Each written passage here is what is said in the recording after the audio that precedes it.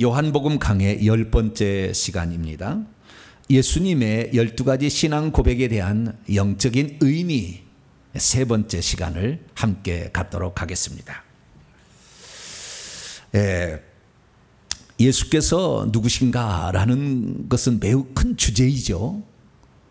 성경에서 요한복음 5장 39절에도 너희들이 성경에서 영생을 얻기 위하여 성경을 연구하지만 이 성경이 곧 내게 대하여 증언하고 있다. 그러니까 성경을 보게 될 때 예수님이 누구신지를 볼 수 있는 눈이 열려야 성경을 볼 수 있는 지각의 그 영역이 넓혀지는 거예요. 근데 하나의 재미난 이야기로 이렇게 성경을 보게 되면 이 성경은 그 이야기로 끝나는 거예요. 근데 거기에서 과연 예수 그리스도를 하나님께서는 어떻게 표현하고 있는가라는 사실을 볼 수 있는 눈이 열리게 되면 우리가 성경을 제대로 본 거죠. 성경을 제대로 봐야만이 요한복음 17장 3절 영생은 유일하신 참 하나님과 그의 보내신 자 예수 그리스도를 아는 것이라. 영생의 그 분량은 예수 그리스도를 아는 분량이 되기 때문에 영생의 분량이 늘어나는 거죠. 영생이란 영원한 생명으로서 아버지께서 주시는 것으로서 그 아버지의 생명의 분량이 충만한 사람일수록 나중에 우리가 천국에 가면 아버지의 보좌 앞으로 더 나아가는 거죠. 그렇기 때문에 저와 여러분은 이 예수 그리스도를 아는 것에 많은 힘을 쓰게 되시기를 바랍니다. 그래서 구약 시대도 아주 중요한 말을 했어요. 자, 우리 성경 하나를 볼까요? 호세아서 6장을 볼까요? 구약 성경 호세아 6장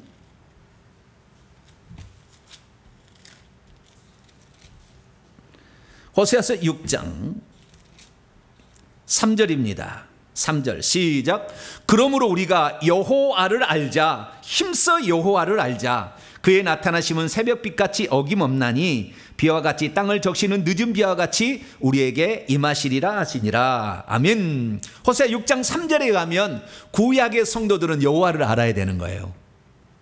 구약의 성도들은 여호와를 힘써 알라. 힘써 그냥 적당히 알고 스쳐 지나가게 하는 것이 아니라 알기 위해서 힘써라. 그럼 얼마만큼 알기 위해서 힘써야 되느냐? 호세아서 2장을 보세요. 얼마만큼 알기 위해서 힘써야 되느냐? 2장 19절로 20절을 봅니다. 호세아서 2장 19절로 20절까지 말씀을 봅니다. 다 찾으셨으면 함께 읽죠. 시작. 내가 네게 장가들어 영원히 살되 공의와 정의와 은총과 긍휼히 여김으로 내게 장가들며 진실함으로 내게 장가들리니 내가 여호와를 알리라. 장가들어서 시집 장가들어서 그 아내와 남편을 아는 것처럼 여호와를 알아야 된다 그 말이에요. 그러니까 저 사람이 누군지 연애할 때는 잘 몰라요. 왜냐하면 연애할 때는 너무나 화장을 잘해가지고 그 사람의 본 얼굴이 뭔지를 알 수가 없어요. 특히 연예인들은 더 그렇습니다. 연예인들은 그 화장을 하고 나오기 때문에 실제 맨 얼굴하고 많이 틀리대요. 그래서 저 사람이 그 사람인가? 그런다는 거예요. 결혼할 때도 그런다는 거예요. 결혼할 때까지도 한 번도 잘 모르다가 결혼한 날 그 다음날 아침에 일어나 보니까 웬 딴 여자가 있더라 이거예요. 어제까지 너무 화장을 잘해버렸거든. 계속 화장된 얼굴만 봤는데 아침에 보니까 이 김이 주근깨 돼 있고 무엇이 막 눈썹도 덜 이쁜 거예요. 보니까 시커멓지 않아. 여기 딴 여자가 있나? 네, 그럴 수 있다는 거예요. 그러니까 그 사람을 속속들이 알려면은 장가들어서 알 때 더 속속들이 안다는 거예요. 네, 그 정도로 우리가 하나님을 알아야 된다 그거죠. 이것이 아는 것이 영생이라 그런 거죠. 저와 여러분들은 하나님을 알되 힘써서 알고 장가들어서 시집가서 아는 것처럼 하나님을 알 수 있게 되기를 축원합니다. 그래서 하나님이 진정 우리에게 바라시는 내용은 뭐냐? 자, 이사야 11장을 열어보죠. 또 이사야 11장 앞쪽으로 가서 이사야 11장 9절입니다. 네. 하나님이 궁극적으로 원하는 게 뭐냐 이거죠. 구약시대에 지금 말로 얘기를 합니다. 구약시대 말로. 네. 이사야 11장 9절 말씀입니다. 같이 한번 읽어보시죠. 시작. 내 거룩한 산 모든 곳에서 해됨도 없고 상함도 없을 것이니 이는 물이 바다를 덮음같이 여호와를 아는 지식이 세상에 충만할 것이라. 물이 바다를 완전히 덮은 것처럼 하나님을 아는 지식이 가장 가득해지기를, 이것이 바로 천국에서 상황입니다. 그 앞에 6절부터 보게 되면 천국에서는 싸우는 일이 없거든요. 이리와 어린 양이 함께, 표범이 어린 염소와 함께 눕고 살고, 송아지 어린 사자와 살찐 짐승이 함께 있어 어린아이에게 끌리는, 바로 이러한 사자가 소처럼 풀을 먹는 아버지, 이렇게 우리 하나님께서 계시는 그곳은 그렇게 평화로운 그런 곳이 되는데, 이 모든 곳에서, 그래서 천국에 가게 되면 하나님을 알라 하지 않아도 잘 알 수가 있어요.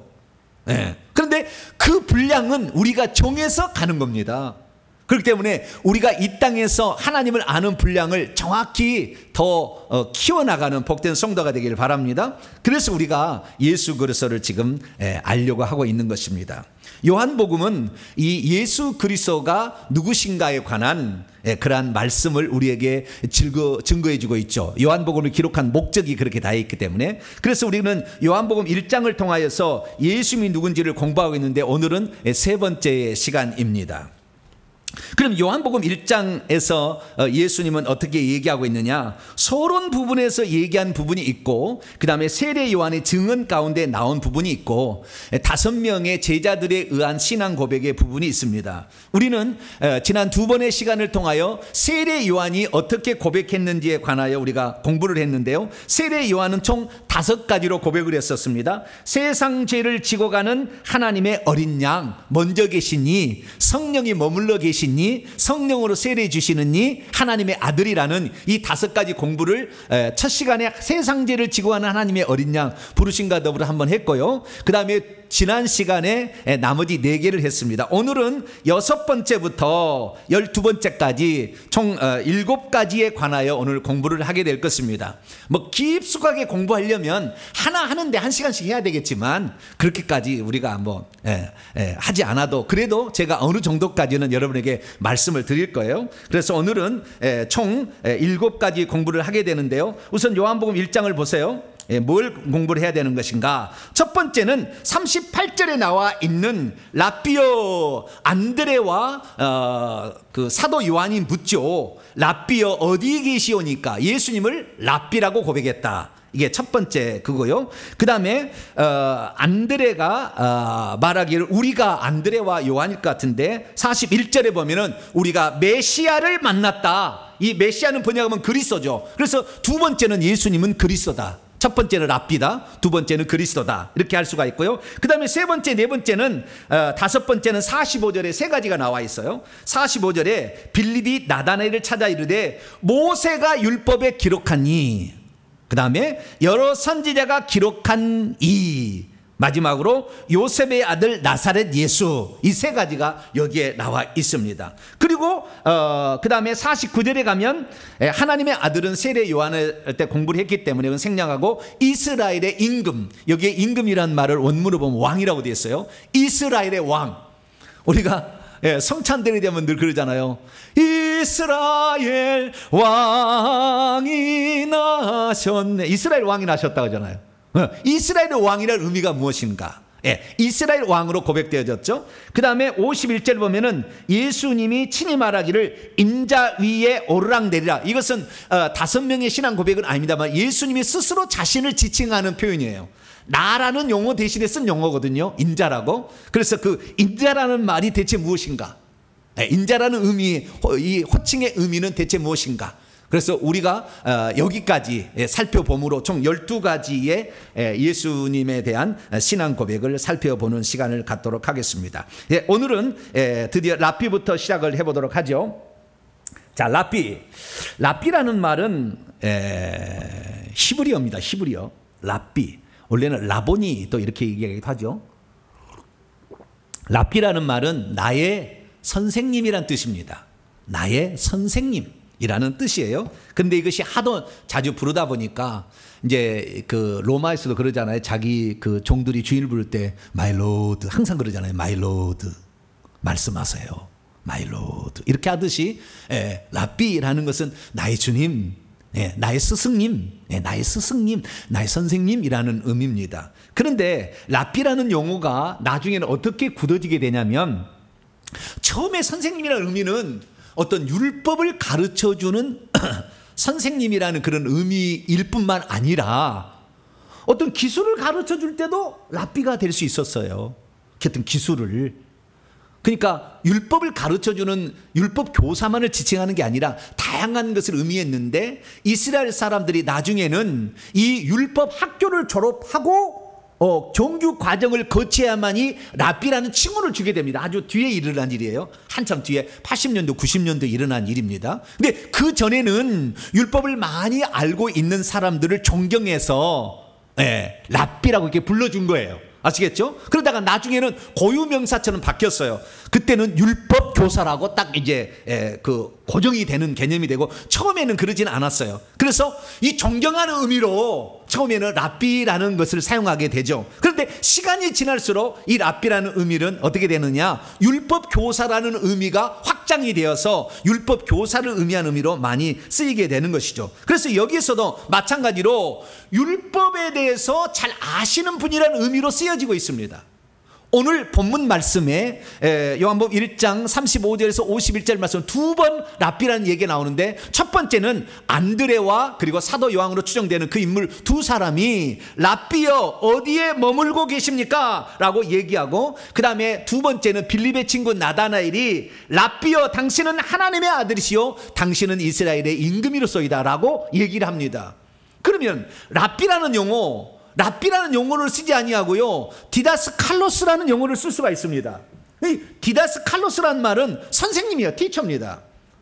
선생님이란 말이 용어가 나와요. 성경에도 예수님 부를 때 다윗의 자손이요, 그 다음에 선생님이요, 그 다음에 주님, 뭐 이렇게 여러 가지 용어를 쓰지 않습니까? 그런데 그 중에서 랍비라는 용어를 맨 처음에 만났을 때 썼다라는 것들은 이 사실은 무엇을 말해주고 있냐면, 안드레나 사도 요한이나 빌립이나 나다나엘이나 율법에 대해서 매우 관심이 많았다는 걸 말해주고 있어요. 그리고 지금 그 자신들이 만났던 그분은 율법에 대해서 우리에게 잘 설명해 줄 수 있는 존경할 만한 분이라는 그 의미를 담고 있어요. 그러니까 예수님을 그들이 맨 처음에 찾아올 때 어떻게 찾아왔냐면, 기적을 일으키는 이렇게 찾아온 게 아니고, 예수를 맨 처음에 찾아올 때 귀신을 쫓아내느니 이렇게 찾아온 게 아니고, 처음에 나에게 율법의 본래적 의미를 잘 가르쳐줄 수 있는, 그리고 율법에 기록되어 있는 혹시 메시아가 아닐까라는, 그 율법에 말해주고 있는 그 선생님이 아닐까라는, 그 선지자가 아닐까라는 생각을 가지고 찾아와서 얘기를 했다는 거죠. 그래서 이 랍비라는 용어가 나오는데, 이 성경에요, 신약 성경에서 랍비라는 용어가 총 15번 나와요. 근데 그 중에서 절반 이상 8회가 요한복음에 나와요. 안드레와 이 요한이 1장 38절에서 랍비라고 얘기하고, 나다나엘이 1장 49절에 얘기를 하고요. 나중에 공회원이었던 니고데모가 찾아와서도 랍비라고 예수님을 부릅니다. 그래서 요한복음 3장 2절 보면, 니고데모가 밤에 예수께 찾아와 랍비여 우리는 당신이 하나님께로부터 오신 선생인 줄 알아이다. 랍비여하고 선생을 다르게 표현하잖아요. 그렇죠? 디다스칼로스는 선생님이고 랍비는 나의 스승님, 이렇게 얘기를 하는 거예요. 그래서 존경하여. 그런데요, 니고데모가 어떤 사람이냐면은 사내들인 공회에 72명이 있었는데, 그 중에서 율법을 가르치고 율법을 해석해 주는 최고의 꼭대기 있었다고요. 니고데모가 나중에 배우게 될 겁니다. 요한복음 3장에 가서 배우게 될 텐데, 그렇게 율법의 전문가가 예수를 만날 때 랍비라고 불러줬다니까요. 그러니까 보통뿐이 아니라는 사실을 이미 사람들은 알고 있었어요. 그래서 니고데모도 그렇게 얘기하고요. 그 다음에 이 제자들이 나중에 요한복음 9장에 날 때부터 그 맹인된 자에게 말하기를, 이 사람이 맹인으로 난 것이 누구의 죄로 인함입니까? 자기입니까? 자기 부모입니까? 이렇게 랍비라는 용어를 자주 사용하므로 율법에서는 어떻게 이것을 말하고 있는지 말씀해 주십시오 라는 의미로 말하고 있어요. 그러니까 그러니까 당신은 율법의 본래적 의미를 정확히 설명해 줄 수 있는 이유, 율법에서 약속하고 있는 바로 그이가 아닙니까? 라는 의미로 랍비라는 용어를 썼다는 거예요. 사실 예수님은 우리의 영원한 랍비가 아니겠습니까? 그래서 예수님께서 마태복음 23장에 외식하는 서기관과 바리새인들을 향하여 말하기를 너희는 랍비라 칭함을 받지 말라. 너희의 선생은 하나요? 너희는 다 형제가 아니냐? 너희들이 시장에서 문안받는 거, 랍비라 칭함을 받는 거 좋아하는데 너희들은 율법 선생이 아니다. 왜냐하면 잘못 가르치고 있었기 때문에. 그래서 너희의 선생은 하나다. 그러면 그때 디다스칼로스는 대체 누구를 말하는 것일까? 하나님 아버지를 말하는 것일까요? 예수님을 말하는 것일까요? 성령님을 가르치는 것일까요? 거기에는 본문에는 나와 있지 않아요.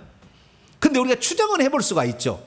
그것은 1차적으로는 하나님 아버지겠고, 진짜 선생님은, 율법 선생님은 지금 말씀하고 있는 율법을 해석해 줄 수 있는 이. 그래서 요한복음 5장에 읽어보게 되면 예수님이 이렇게 얘기하죠. 옛사람에게 말한 바 살인하지 말라 하는 것을 너희가 들었으나 나는 너희에게 말하노니, 너희가 나가라 하면 공회에 잡히게 되고 미련한 놈이라면 지옥불에 던져지라. 그렇게 율법을 해석해 주는 5가지 부분이 6가지가 나와요.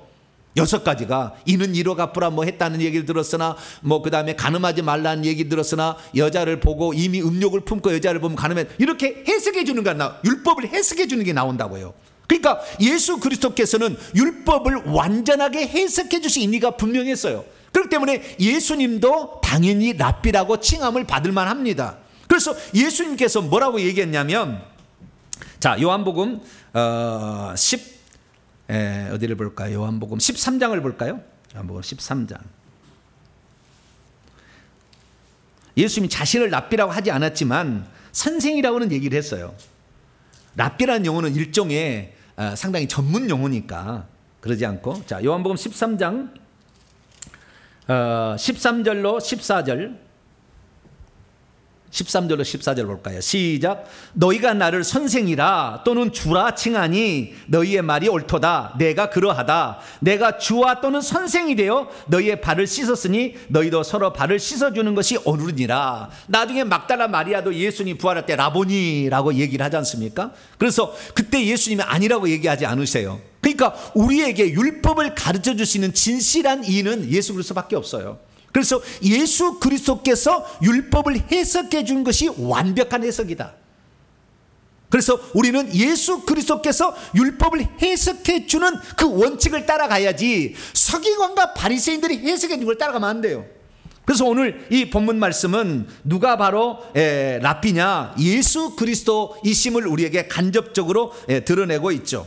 그래서 이 랍비라는 용어가 이 요한복음에 등장하는데, 우리들도 예수 그리스도만이 하나님의 말씀을 정확히 해석해 줄 수 있는 유일한 분으로 믿게 되기를 축원합니다. 이게 첫 번째, 오늘 6번째 항목이고요. 7번째 항목으로서는 베드로에게 안드레와 그리고 요한이 찾아가서 말하기를 우리가 메시아를 만났다. 41절에 말하는 것인데요, 이방인 독자들을 위하여 그리스도라고 번역을 해주고 있죠. 그래서 요한복음은 이방인들도 듣게 하기 위한 그런 복음서다라고 우리가 확인할 수가 있게 되는데, 여기에 메시아라는 용어가 등장합니다. 메시아라는 말은 한글로 음력을 한 것이고 원래는 마시아흐입니다. 뭐라고요? 마시아흐.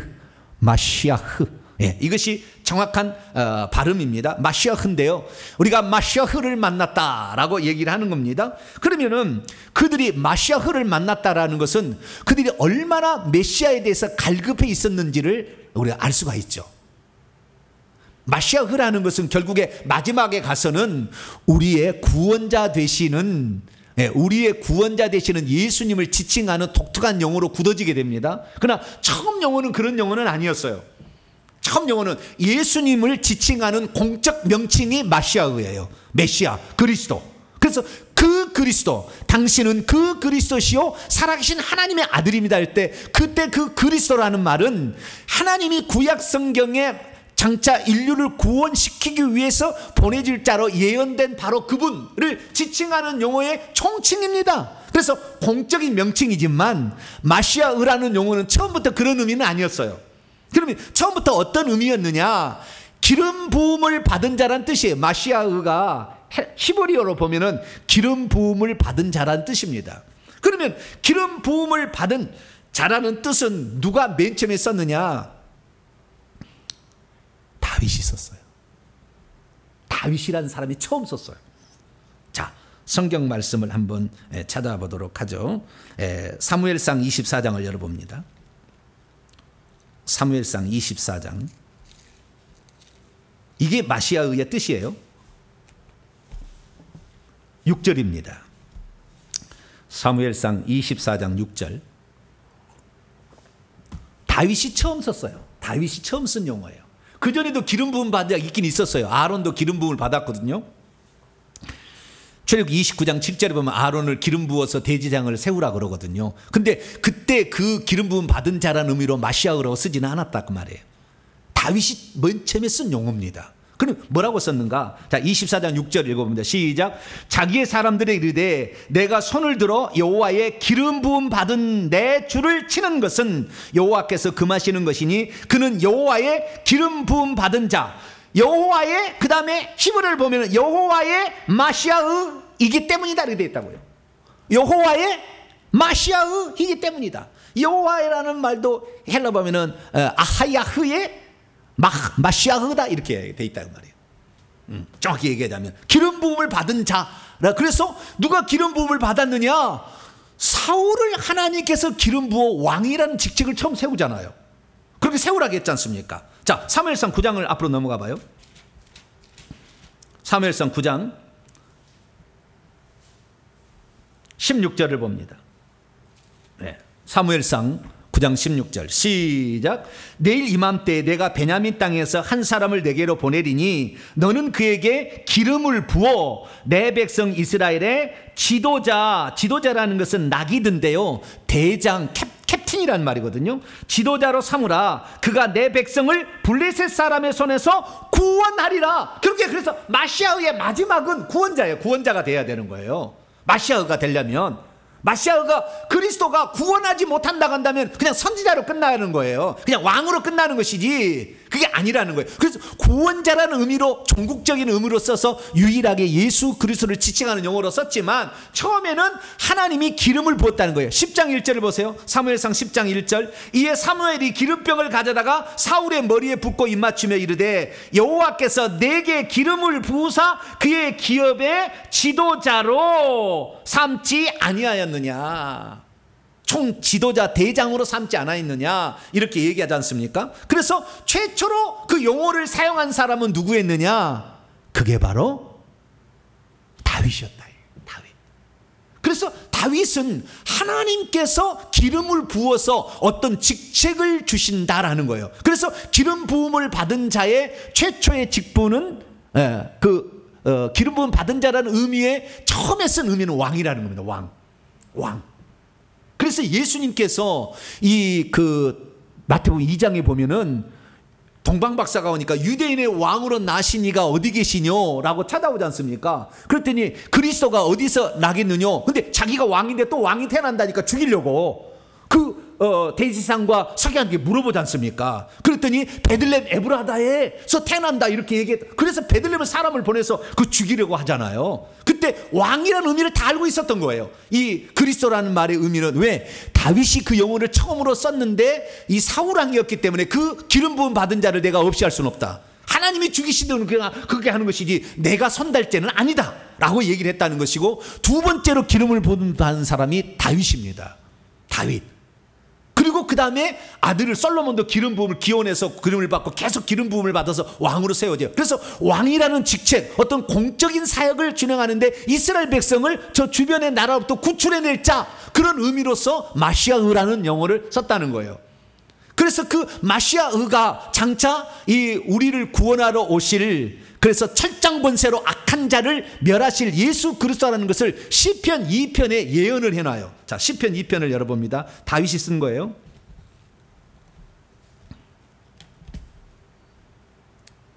시편 2편 2절을 보게 되면, 1절부터 보게 되면 어찌하여 이방 나라들이 분노하여 민족들이 헛된 일을 꾸미는가? 세상의 군왕들이 나서며 관원들이 서로 꾀하여 여호와와 그의 기름 부음 받는 자, 여호와와 그 다음에 그의 마시아를 대적하며 이렇게 돼 있거든요.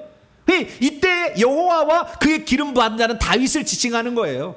다윗을.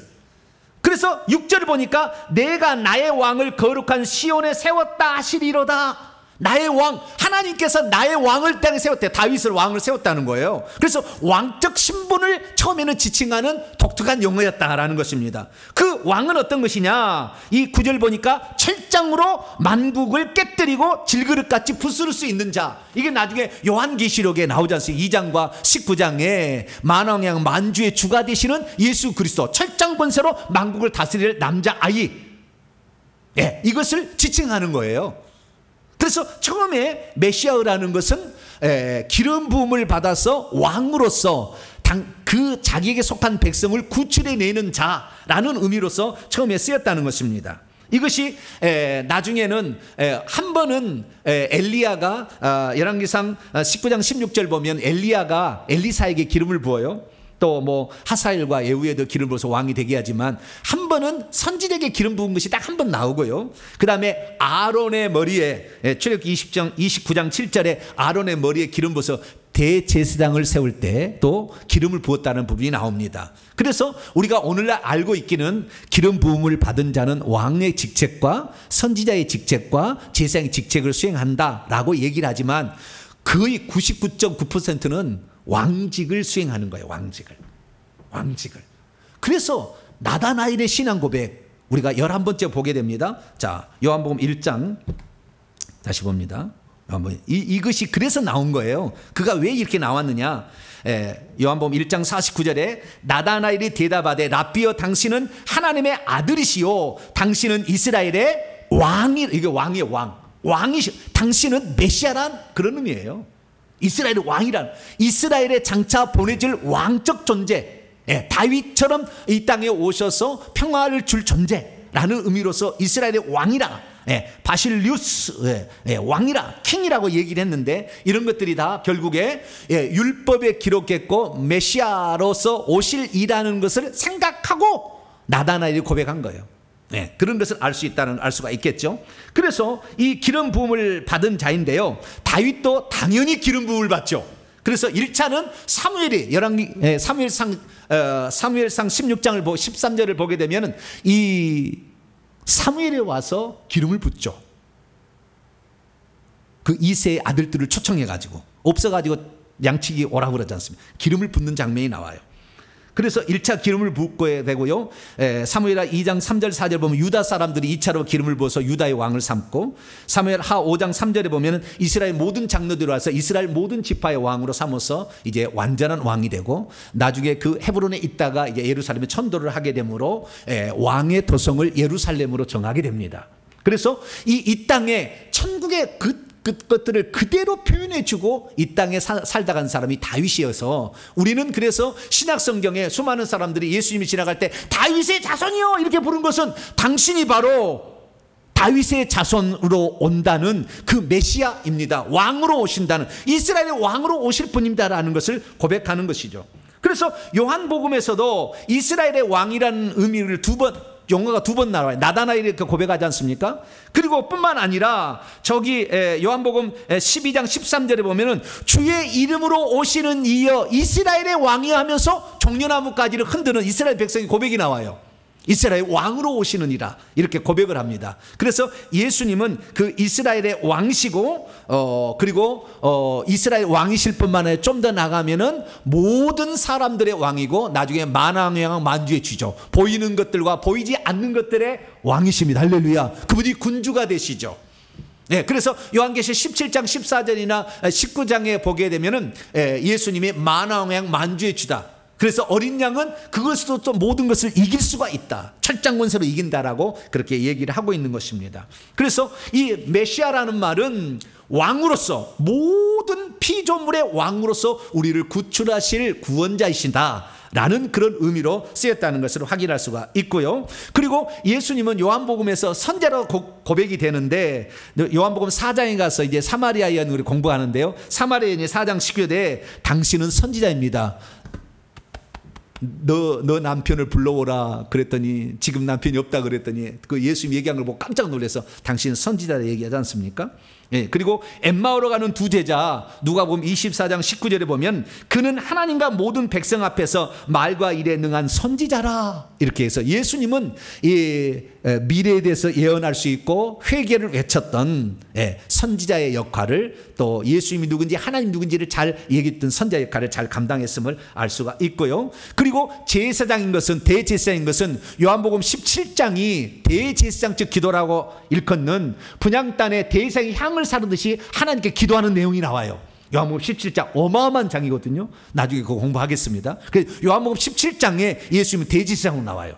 그래서 우리는 요한복음에서도 왕이요 선지자요 대제사장이신 예수 그리스도를 발견하게 되는데 그래서 기름 부음을 받고 공적인 업무를 수행하는 자로서 모든 인류를 구출하는 자를 지칭하는 총칭이 그리스도다 라고 우리는 정리할 수가 있고요. 특별히 여기에서 기름은 구약엔 예표였습니다. 감람류 또는 관유를 부어요. 대제사장은 관유를 붓고 그 다음에 그 왕을 셀 때는 감람류를 붓게 됐는데, 그런데 이것은 이사야 61장이나 42장을 보게 되면 주의 성령이 내게 내리셨으니 그 주의 성령이 그래서 기름 붓듯 하셨음에, 그래서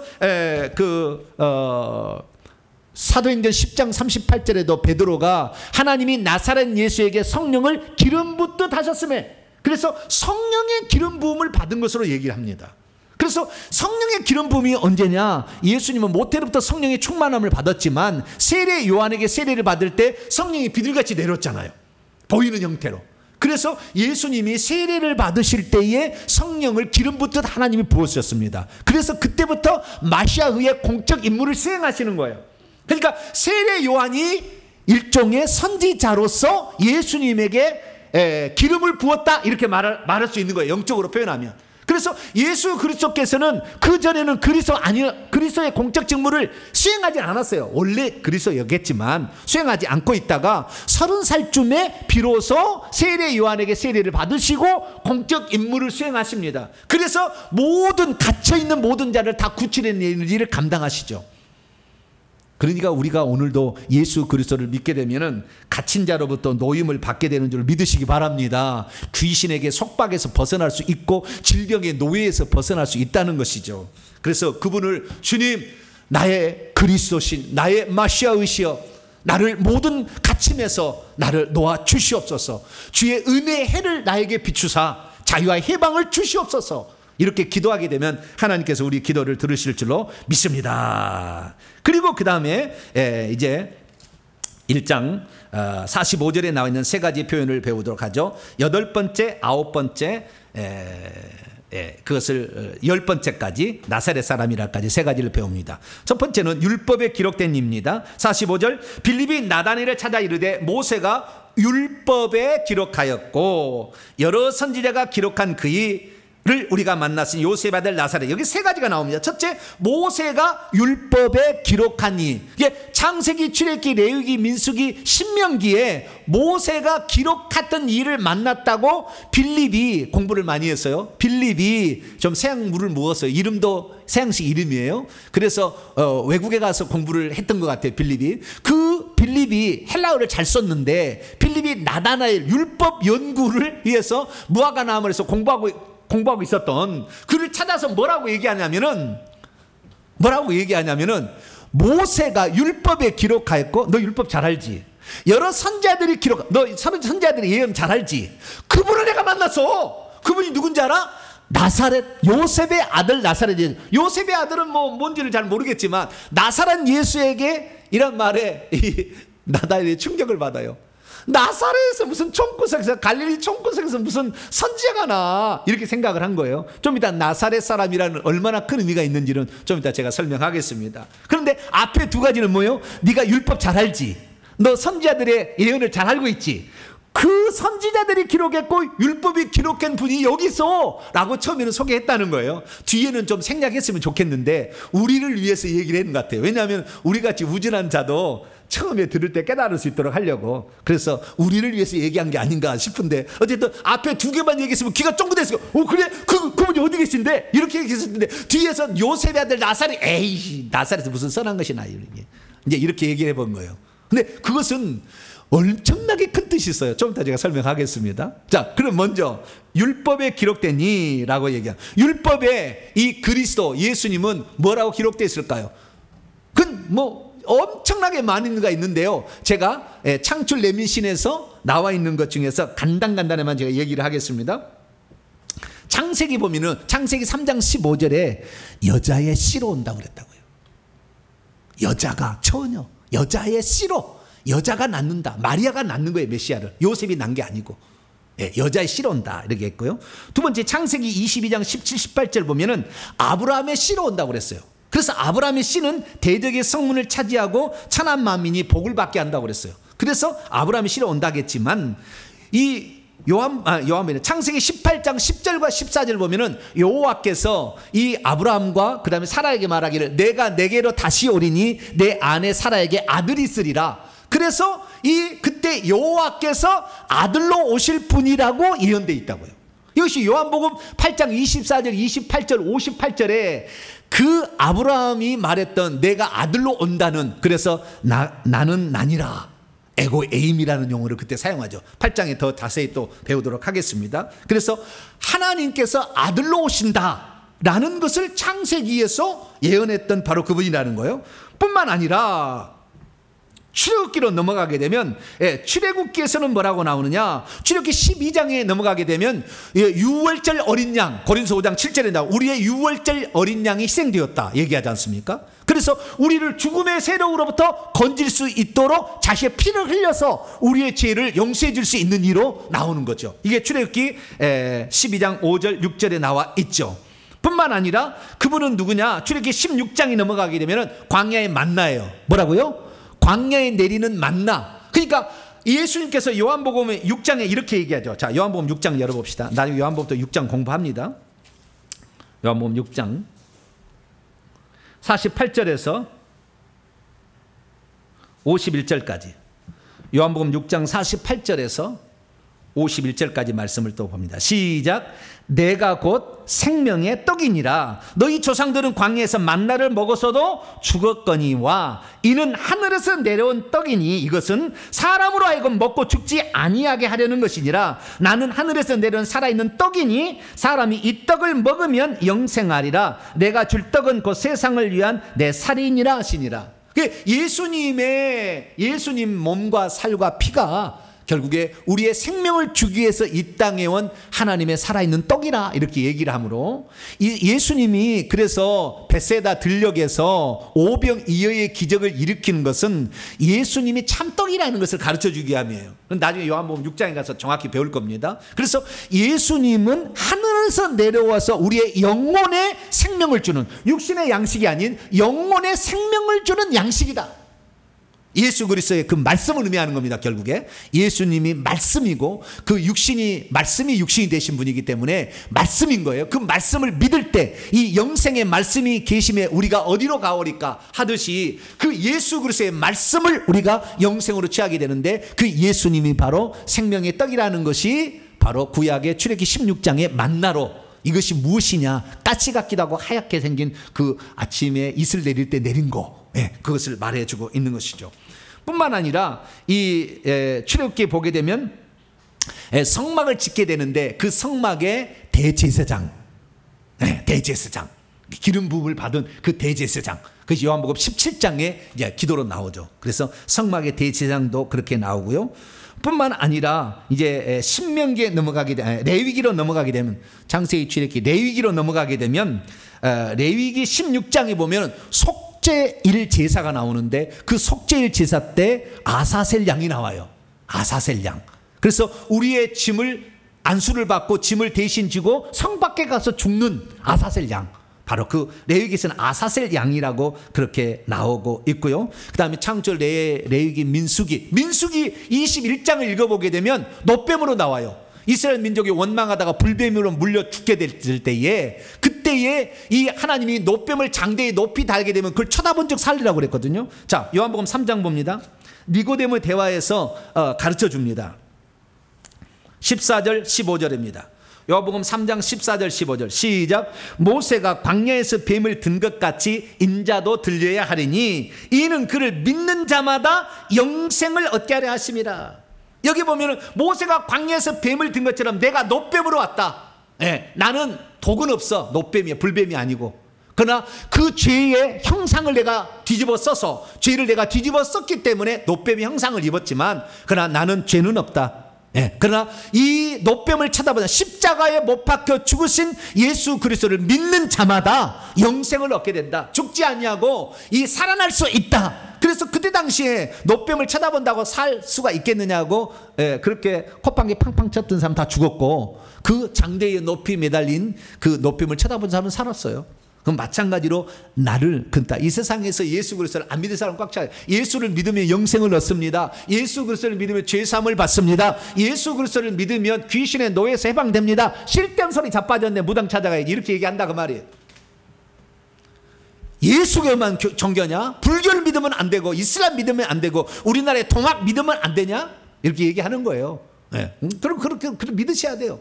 네. 그러나 본인은 그 믿겠다는데 그 믿으시고, 우리는 진리의 말씀, 하나님이 던져주신 이 말씀을 온전히 믿게 되기를 축원합니다. 이 믿는 자는 죽어보면 당장 알게 될 거예요. 그래서 우리가 예수 그리스도께서 우리를 위해서 죄 없는 분이 죄 있는 육신의 모양으로 오사 우리 위해서 죄를 뒤집어쓰시고 십자가에 죽으셨음을 확실히 믿게 되기를 바랍니다. 그래서 이렇게 나와 있고요. 신명기, 마지막 신명기에 가면은 18장 15절에 모세가 뭐라 했냐면은 장차 나와 같은 선지자를 하나님이 보냈을 것이다 라고 예언을 합니다. 그래서 예수님을 모세와 같이 하나님의 계시의 말씀을 증언해 줄 자로서 얘기해 주고 있어요. 그래서 이게 율법에 기록된 이, 그렇게 얘기를 한 거예요. 그런데 율법에 기록된 이 일을, 지금 방금 얘기한 이런 한 10가지 얘기했는데요, 이런 10가지를 그러면 나다라이 예수님에게, 예수님 당신이 노뱀입니까? 당신이 6월절 어린 양이에요? 당신이 여자이십니까? 이렇게 물어봤어요? 안 물어봤어요. 근데 한 번으로 딱 알아버려요. 나다나엘은 한 번으로 딱 예수님과 대화를 한 번 딱 하면서 딱 알아버립니다. 네, 다른 걸 다 가르치지 않아도 돼요. 왜 그런 줄 아세요? 하나님께서 만세전에 주의 종으로 삼아서 쓰려고 하는 사람은 하나만 가르쳐도 불이 딱 들어와 버려요. 다 알아져 버려요. 그냥 싹 알아져 버리는 거예요. 순간에 싹 알아져 버리는 겁니다. 여러분이 진리의 말씀을 듣기를 사모하면 제가 이렇게 한마디만 얘기해도요, 성경이 딱 꿰뚫어져요. 할렐루야. 알아지는 거예요. 근데 말씀을 나는 사모하지 않는 사람은 나중에 천국에 쫙 뒤에 있겠지만, 자우지간 이 말씀을 사모하지 않는 자들은 아무리 얘기해도 잘 못 알아듣습니다. 근데 제가 이렇게 얘기를 해서 신구약 성경 창세기부터 요한계시록 얘기를 하게 되면 금방 알아들어. 왜? 이 사람은 지금 하나님의 말씀에 분량이 있는 사람이거든. 예, 그렇게 해서 나이 많은 영적 존재로 보여졌거든요. 그러니까 금방 아는 거예요. 여러분들은 알 수 있도록 힘써 여호와를 알자 그랬고, 영생은 유일하신 참하는 그의 보내신 자 예수를 아는 것이라고 그랬으니까, 알기를 더 노력하심으로 더 많은 분량의 예수 그리스도를 소유하는 복된 성도가 되길 축원합니다. 그 다음에 선지자들이 기록한 이라고 또 나오죠. 45절에 나다나엘에게 빌립이 소개하는 메시아는 누구였느냐? 선지자들이 기록한 이였다. 9번째 상황입니다. 선지자가 뭐라고 그러냐? 선지자가 엄청 기록했어요. 선지자들이 뭘 기록했느냐? 예수 그리스도의 출생, 예수 그리스도의 출생지, 예수 그리스도의 그 다음에 혈통, 그 다음에 예수 그리스도의 공생애, 예수 그리스도의 십자가의 죽음, 고난과 죽음, 예수 그리스도의 부활, 예수 그리스도의 성천, 예수 그리스도의 재림까지, 보좌 우편에 앉아 재림까지 다 예언해놨어요. 그러니까 그리스도에 관한 모든 예언들이 이 선지자의 기록에 나오는 것입니다. 자, 그분의 출생, 이사야 9장 6절 이는 한 아기가 우리에게 낳고 한 아들을 우리에게 주신 바 된 그의 어깨는 정사름에 그의 이름은 기묘자라 모사라 전능하신 하나님 영존하신 아버지라 평강의 왕이라 할 것임이라. 이사야 7장 14절 보라 처녀가 잉태의 아들을 낳을 거야 그의 이름을 임마누엘이라 하리라. 마태복음 1장 23절에 그것이 이루어졌다고 이게 천사가 이거 이루어진다고 얘기하지 않습니까? 그래서 처녀로서 출생이 이루어질 것이며 아기로서 아들로서 올 것이다 메시아는. 그러나 그는 영존하시는 아버지다. 똑같다. 한 분 하나님이라 라고 얘기를 하고 있다 그 말이에요. 그분이 그래서 그 출생지는 미가서 5장이네. 베들레헴 에브라다야 니는 유다 족속의 작을지라도 내게서 그 왕이 나올 것이라 이렇게 예언되어 있어요. 그래서 미가서에 보게 되면은 그 출생지도 나와 있어요.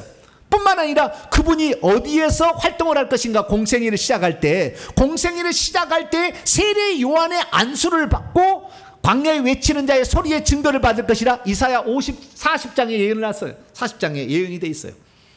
그리고 그분은 갈릴리에서 주로 활동할 것이다. 이사야 9장 1절 이하에 그렇게 예언되어 있어요. 그분의 혈통은 아브라함의 씨로 온다. 창세기 22장에 나와 있고요. 사무엘하 7장에 보면은 다윗의 씨로 온다 이렇게 딱 나와 있어요. 뿐만 아니라 이사야 11장 1절 2절 보면 이새의 씨로 온다. 이새의 아들로 온다고 되어 있어요. 그래서 그분의 혈통, 그래서 다윗의 자손 예수라고 하는 것은 그분의 혈통까지도 다 얘기를 해놨어요. 그래서 마태복음 1장은 그 혈통이 어떤 혈통이냐. 다윗이 솔로몬을 낳고 솔로몬이 르호보암을 낳고 이렇게 나가거든요. 왕의 혈통으로 온다. 이렇게 마태복음 1장의 족보고 누가복음 3장의 족보는 선지자 나단 계열로 온다. 선지자의 후손으로 온다. 이렇게 딱 돼 있다고요. 그래서 그의 혈통까지도 다 마태복음 1장과 누가복음 3장 읽어보게 되면 족보상에 다 이렇게 돼 있다고요. 그래서 아브라함과 다윗의 씨. 그래서 마태복음 1장 1절에 아브라함과 다윗의 씨이신 예수, 아브라함이 다윗의 자손이 예수 그리스도의 세계라 이렇게 얘기하지 않습니까? 아브라함과 다윗의 혈통으로 왔다라는 것이 선지자들이 다 예언해 놓은 거 있는 거예요. 뿐만 아니라 그분의 채찍에 맞으시고 그분이 찔리시고 그가 찔림은 우리의 허물을 인하며 그가 상함 우리의 죄악을 인하며 그가 채찍에 맞음으로 우리가 나음을 입었도다. 이사야 53장 5절 고난받는 종으로 채찍에 맞고 버림을 당하고 부자의 묘실에까지 묻히실 것이 이사야 53장에 예언되어 있다고요.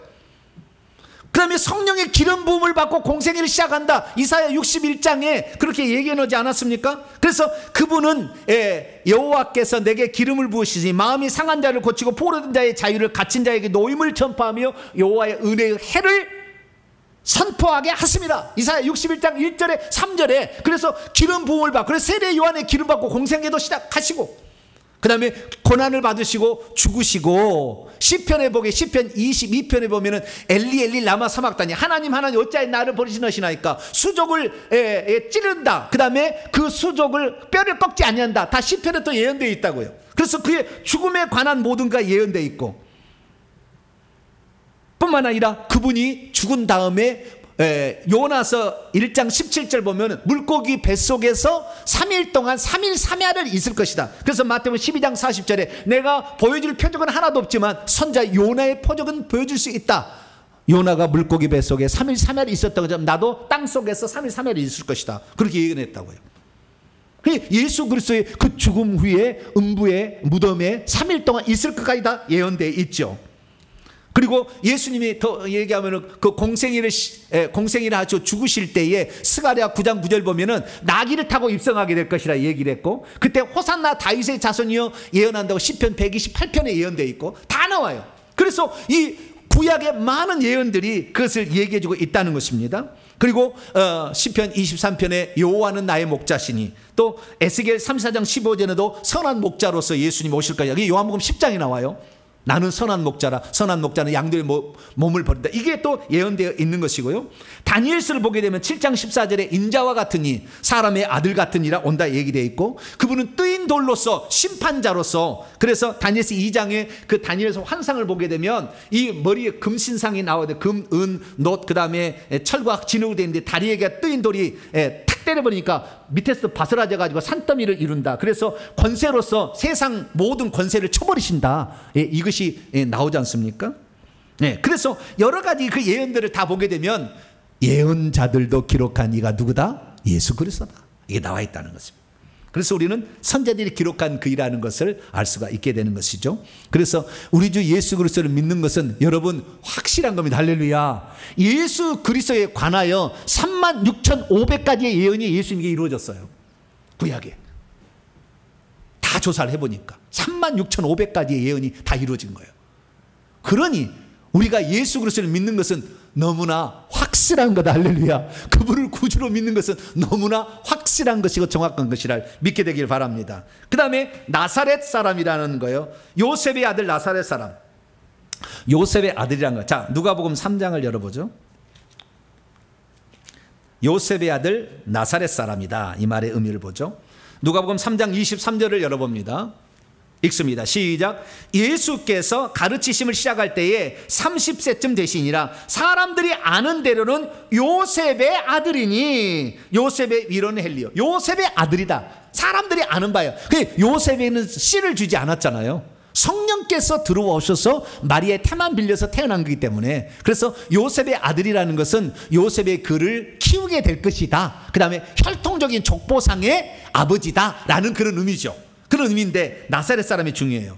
뭐가 중요하다고요? 나사렛 사람이 중요해요. 왜냐하면 46절 요한복음 1장 46절에 나단이 뭐라고 했냐면 나사렛에서 무슨 선한 것이 날 수 있겠느냐, 그런 총구석에 뭔 일이 있겠느냐라고 무시를 한다 그 말이에요. 그런데도 와보라 하고 강제로 데려왔더니 예수님께서 저는 참 이스라엘 사람으로서 이 속에 간사한 것이 없다. 나를 아시오? 빌립이 너를 무화과 나무 아래에서 부르러 가기 전부터 내가 너를 보고 있어. 깜짝 놀라는 거잖아요. 당신은 랍비여, 당신은 이스라엘의 하나님의 아들이시요, 당신은 이스라엘의 왕이십니다. 벌써 다 알아봐 버려요. 그냥 예수님의 눈빛을 보면 알아봐 버려요. 그 빌라도가 예수님을 신문할 때요, 예수님 오시라고 그랬어요. 그 빌라도의 고백에 나와요. 예수님이 딱 오지 않습니까? 예수님이 딱 이렇게 오니까요, 빌라도가 그 예수님 눈빛을 봅니다. 오라고 신문하려고 오라고 할 때, 그때 눈빛을 딱 보는 순간 빌라도의 다리가 덜덜덜 떨렸다고 나와요. 모든 것을 꿰뚫어 보는 그 눈을 볼 때 자신이 흔들렸다고 그래요. 그 고백이 나온다니까요.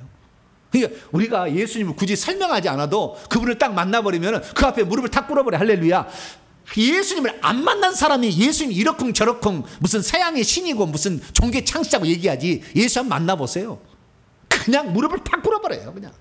여러분들은 그렇게 예수님을 보지 않아도 믿는 자가 복되다. 나중에 요한복음 20장에 나오는데, 보이지 않아도 말씀을 듣는 것으로 말미암아 여러분의 영혼이 예수의 이름에 무릎을 꿇게 되길 축원합니다. 그분이 진짜이기 때문에 그러는 거예요. 탁 알아버리는 거예요. 저도 예수님을 처음에 예수님을 만났는데 무릎이 팍 꿇어져요. 그냥 팍 꿇어집니다. 쳐다볼 수가 없어. 쳐다볼 수가 없어. 그분은 쳐다볼 수가 없어요. 흰옷을 입고 그 빛나는 옷을 입고 있는데요, 쳐다볼 수가 없어. 그냥 알아버려요. 그냥 말하지 않아도. 우리는 지금 공부를 통해서 알지만, 공부를 통해서도 아시지만 체험을 통해서도 아는 복된 성도가 되길 바랍니다. 그러면 나사렛 사람이라는 것이 무슨 말일까요? 자, 마태복음 2장을 열어봅니다. 마태복음 2장 23절이에요. 마태복음 2장 23절 읽습니다. 시작. 나사렛이란 동네에 가서 그분이 사시니 이는 선지자로 하신 말씀에 나사렛 사람이라 칭하리라 하심을 이루려 성취하게 하려 하심이라. 나사렛 동네에 예수님이 가서 사신 이유가 뭐냐? 네? 어렸을 때에 그의 부모가 나사렛 살았잖아요. 요셉과 마리아가 나사렛 살았잖아요.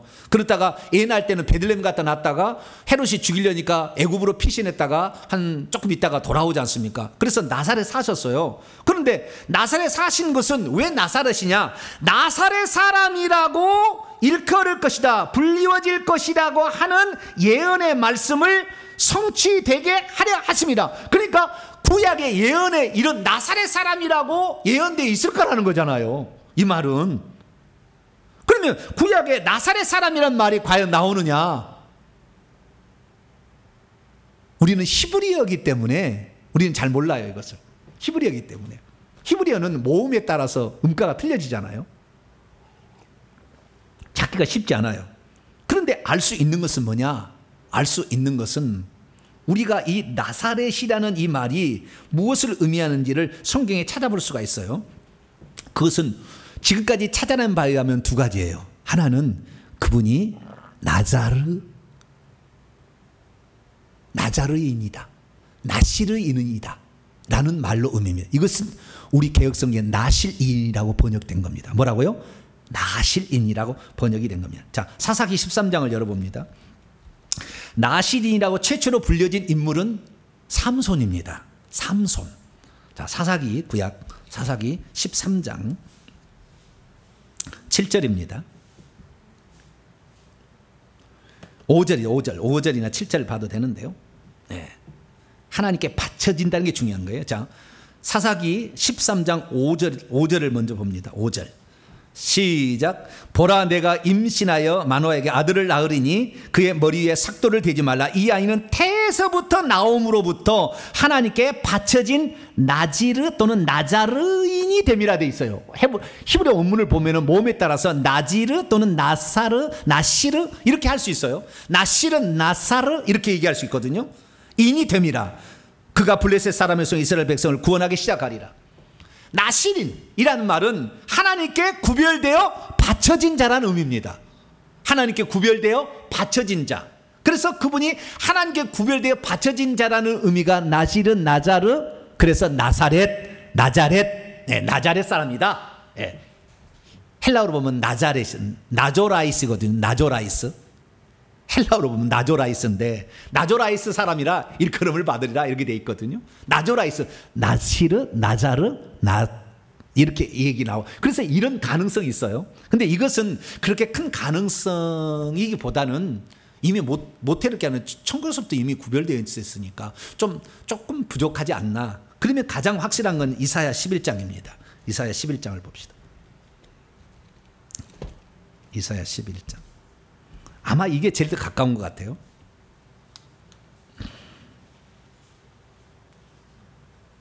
이사야 11장 1절을 보면 이새의 줄기에서 한 싹이 나며 그의 뿌리에서 한 가지가 나서 결실할 것인데 그의 위에 여호와의 영이 강림하시는데, 이분이 바로 이새의 줄기, 이새의 씨에서 후손이 나와서 메시아가 나온다라는 예언이거든요. 그런데 여기에 보면은 이새의 줄기가 아니고 원문을 봅니다. 이사야 11장 1절. 이새의 구루터기에서 한 가지가 나서 가지가 날 것이야. 한 가지가 올라올 것이며 그의 뿌리에서 한 싹이 나서 열매를 맺을 거예요. 그러니까 거꾸로 번역되어 있어요. 한글은 지금.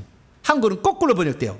한 싹이 아니고 한 가지가 올라오고 가지가 돋을 것이며 그의 뿌리에서 한 싹이 올라오는 거예요. 뿌리에서 가지가 올라오는 것이 아니라 뿌리에서 싹이 올라오고 그 줄기에서 가지가 올라오는 거예요. 그러면 히브리어를 보게 되면 뭐라고 하냐면은 이새의 줄기에서 한 싹이 날 때 싹은 호테르라고 되어 있어요. 그러니까 이 줄기에서 이렇게 올라오는 것은 뭐예요? 호테르라고 부르고, 그 다음에 이 뿌리에서 이렇게 올라오는 게 있다. 뿌리에서 올라오는 것은 넷제르라고 합니다. 뭐라고요? 넷제르가 올라온다래. 제가 여러분 이해를 위해서 제가 사진 하나를 준비해 왔는데요. 사진을 좀 보도록 하죠. 이게 지금 감람나무예요. 예수님 당시에 겟세마네 동산에 있었을 것으로 추정되는 나무입니다. 2000년 넘었어요. 계속 부풀려가지고 그렇게 커졌어요. 근데 이 감람나무가 위에서 새로운 싹이 올라와서 저렇게 색깔이 틀리죠. 아래하고 위하고. 그렇죠? 새로운 가지가 올라온, 가지에서 가지가 아시겠죠? 그 줄기에서 가지가 올라온 게 하나 있잖아요. 그것을 뭐라냐? 호테르라고 부릅니다. 호테르. 줄기에서 올라오는 가지 뭐라고요? 호테르라고 부릅니다. 그런데 이 뿌리에서 뿌리에서 올라오는, 여러분 잘 안 보이는데 뿌리에서 한 작은 지금 싹이 올라가고 있어요. 근데 이건 잘 안 보이는데 제가 아침마다 이렇게 요즘에 제가 건강 때문에 산책을 다니는데 산책에서 제가 찍은 사진입니다. 왼쪽의 사진을 보게 되면 줄기에서 한 가지가 올라왔죠.